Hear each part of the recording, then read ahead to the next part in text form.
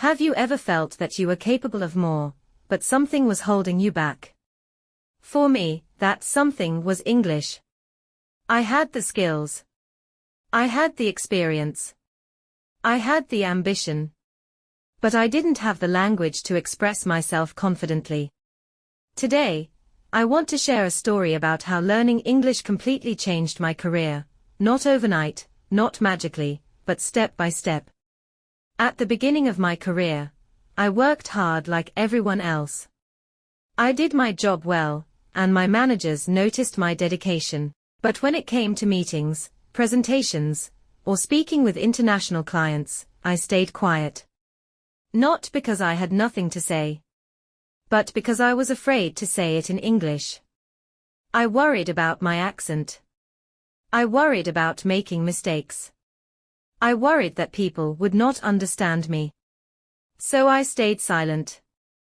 And silence, I learned later, can be very expensive in a career. Opportunities came, but they often went to someone else, someone who could speak confidently, explain ideas clearly, and communicate in English. That was a painful realization. One day, after missing another opportunity, I made a decision. I would stop avoiding English and start learning it, seriously. I didn't have much free time. I didn't have money for expensive courses. So I started small. I listened to English stories while commuting. I watched videos, even when I understood only 50%.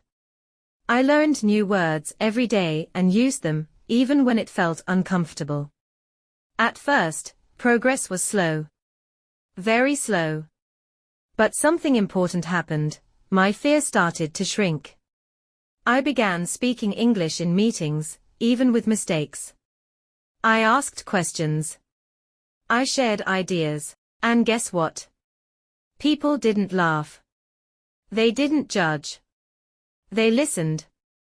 As my English improved, something else changed too, my confidence. Soon, my manager asked me to work on international projects. Then came emails with global clients. Then presentations. Later, I received a promotion.